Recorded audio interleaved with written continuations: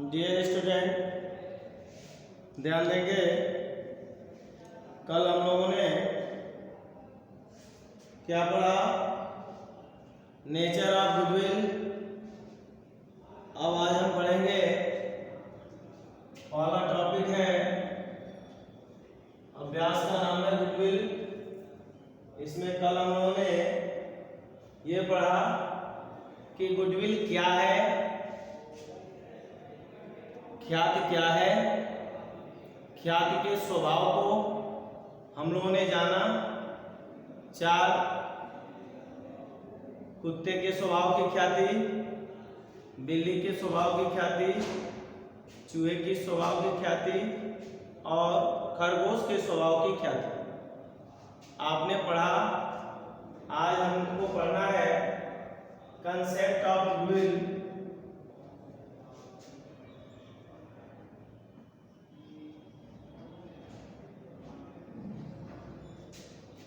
Concept of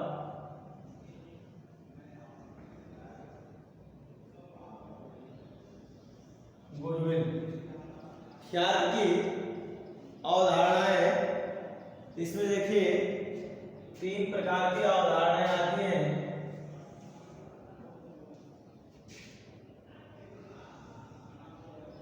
पहला legal concept.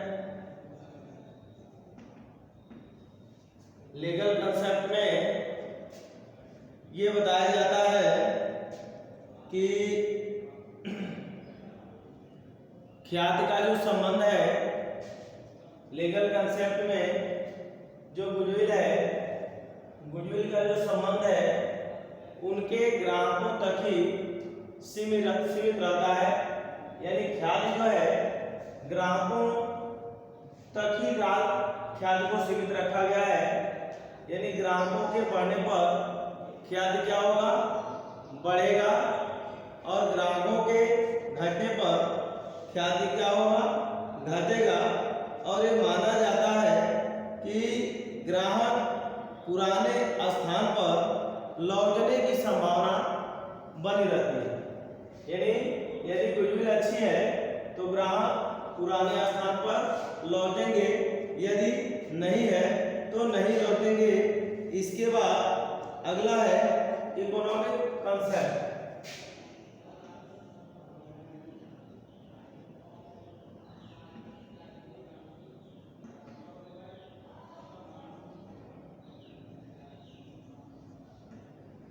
इसको हम संगठनात्मक ख्याति का रूप संगठनात्मक है। इस बात पर फोर्स करते हैं कि ख्याति का संबंध अर्थशास्त्रियों के दृष्टिकोण से है कि ख्याति की उत्पत्ति किसी एक संपत्ति के योगदान से न होकर संपत्ति समूह के योगदान से है। मतलब एक संपत्ति से ख्याति की वृद्धि नहीं हुई है, हो रही है। इसमें फर्नीचर है, बिल्डिंग है, प्लांट है, मशीनरी है, वहाँ के हर एक संपत्ति से क्या हो रही है? इकोनॉमिकल, यानी जो ग्रोथ हो रहा है। यानी गुडविल जो है यहाँ पे संगठनात्मक रूप है, यानी संगठनात्मक रूप से गुडविल का ग्रोथ है। और तीसरा है अकाउंटिंग कंसेप्ट।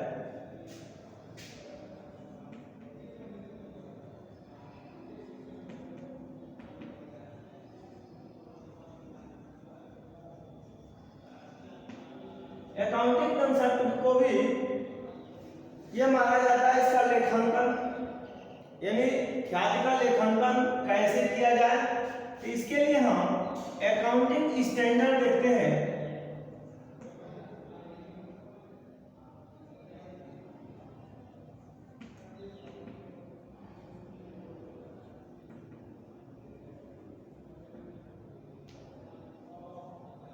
जिसको हम शॉर्ट में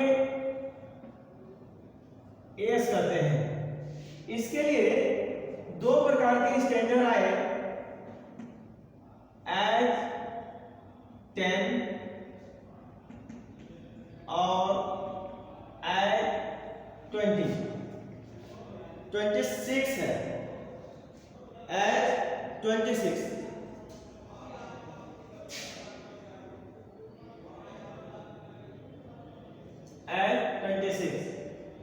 आज 10 के अंतर्गत यह माना गया कि ख्याति का मूल्य तभी है जब वह किसी प्रतिफल के रूप में चुकाया गया हो, किसी प्रतिफल के रूप में चुकाया गया हो तभी ख्याति का मतलब है, अन्यथा इसका कोई लेखांकन नहीं होगा। दूसरा एज 26, इसके अंतर्गत ख्याति जो है ग्राहकों तक सीमित होना चाहिए, होता है, और इसका जो है कोई लेखा नहीं होता है, यानी ये पुस्तकों में कहीं दिखाया नहीं जाता। यानी एज 10 में क्या बताया गया, यानी अकाउंटिंग स्टैंडर्ड 10 के अंतर्गत क्या बताया गया कि यदि कोई पुराना प्रतिफल के बदले में यदि ख्याति का मूल्य चुकाया गया हो, साझेदार के आने पर, जाने पर, अवकाश ग्रहण पर, मृत्यु पर यदि चुकाया गया हो तो इसका क्या करेंगे, हम लेखा करेंगे, नहीं तो नहीं करेंगे। दूसरा एज 26, इसके अंतर्गत यहाँ पर ख्याति के लेखा का कोई प्रावधान नहीं किया गया है। इस तरह से आपने देखा कंसेप्ट ऑफ गुडविल। अगला टॉपिक है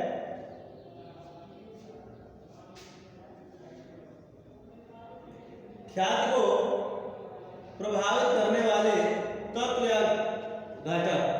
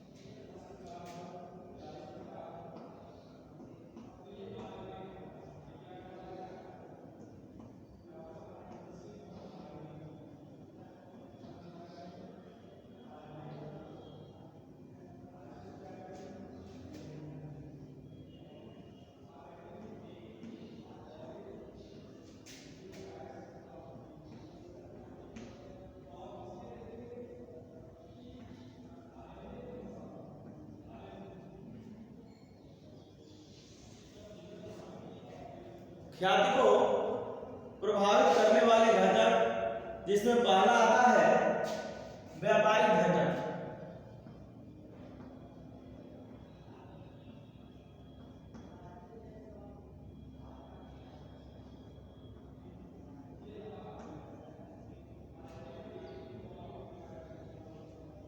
पहला आता है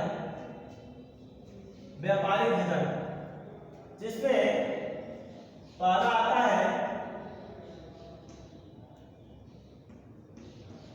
जोखिम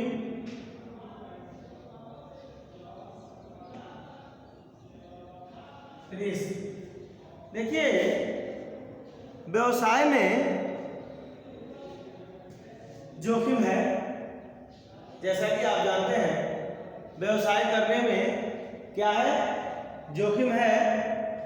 जोखिम के बढ़ने पर, यानी रिस्क के बढ़ने पर, जोखिम बढ़ने पर ख्याति का मूल्य घटता है। गौर कीजिएगा, जोखिम के बढ़ने पर ख्याति का मूल्य जो है वह क्या होता है, घटता है, जबकि जोखिम के घटने पर ख्याति का मूल्य जो है वह क्या हो जाता है, घट जाता है। जोखिम के घटने पर ख्याति का जो मूल्य है वह बढ़ जाता है। अगला है व्यवसाय की प्रकृति।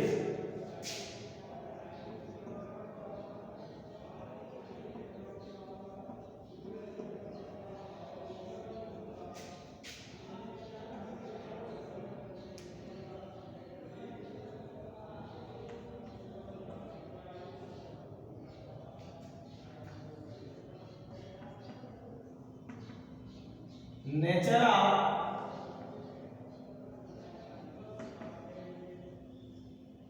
बिजनेस। देखिए व्यवसाय की प्रकृति कैसी है, यह पुराने ग्राहकों की संख्या पर निर्भर करता है। पुराने ग्राहकों की संख्या यदि ज्यादा है तो ख्याति का मूल्य क्या होगा, ज्यादा होगा। यदि कम है तो देखिए, यदि पुराने ग्राहकों की संख्या अधिक है तो ख्याति का मूल्य कम होगा, अधिक होगा। यानी ग्राहकों की संख्या अधिक होने पर ख्याति का मूल्य अधिक होगा और ग्राहकों की संख्या कम होने पर ख्याति का मूल्य क्या हो जाएगा, कम हो जाएगा। अगला है लोकेशन ऑफ बिजनेस, व्यवसाय का स्थान।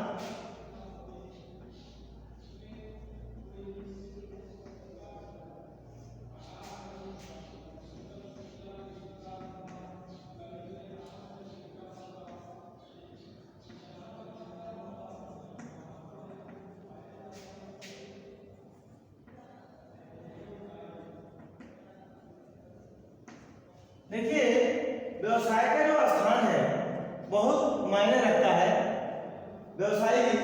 व्यवसाय को लोकेशन में रखना चाहता है, यानी अपने व्यवसाय को एक अच्छे लोकेशन पे, यानी जहां पर ग्राहकों को, लोगों के आने जाने की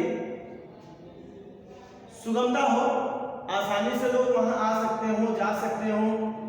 ऐसे स्थान पर व्यवसाय हो जहां पर लोग अपने किसी अन्य कार्य के लिए भी आते जाते रहे हों, देखते ही उनकी आवश्यकताएं महसूस होने लगे कि हाँ ये वस्तु तो हमें भी खरीदना था, तो वहां पर व्यवसाय का जो स्थान होगा, लोकेशन अच्छा होने पर ख्याति क्या होगी, अच्छी होगी, अधिक होगी।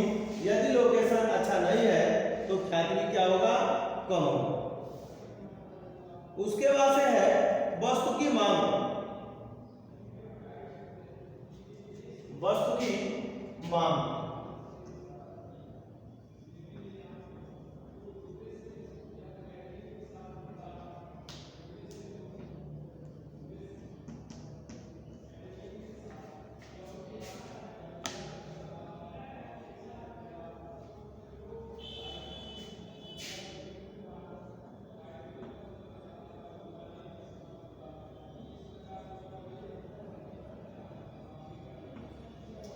वस्तु की मांग।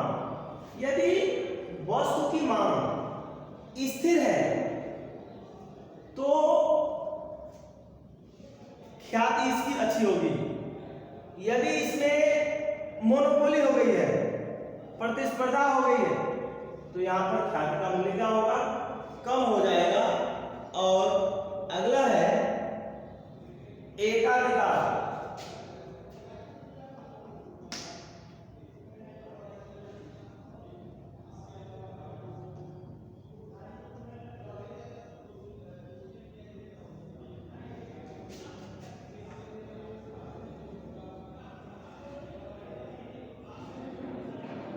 मोनोपोली, एकाधिकार का मतलब होता है किसी वस्तु के उत्पादन पर किसी उत्पादक का एकाधिकार हो, यानी वह बाजार में इकलौता ऐसा व्यक्ति हो जो क्या हो,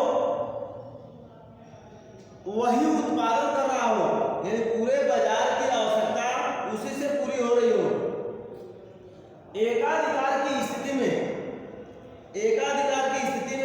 व्यापारिक लाभ की निश्चितता के कारण ख्याति का मूल्य क्या होता है, अधिक होगा। बात समझिएगा, यानी एकाधिकार है तो ख्याति का मूल्य क्या होगा, अधिक होगा। अन्यथा इसके विपरीत क्या होगा, ख्याति का मूल्य कम होगा। यानी अगला है कैपिटल।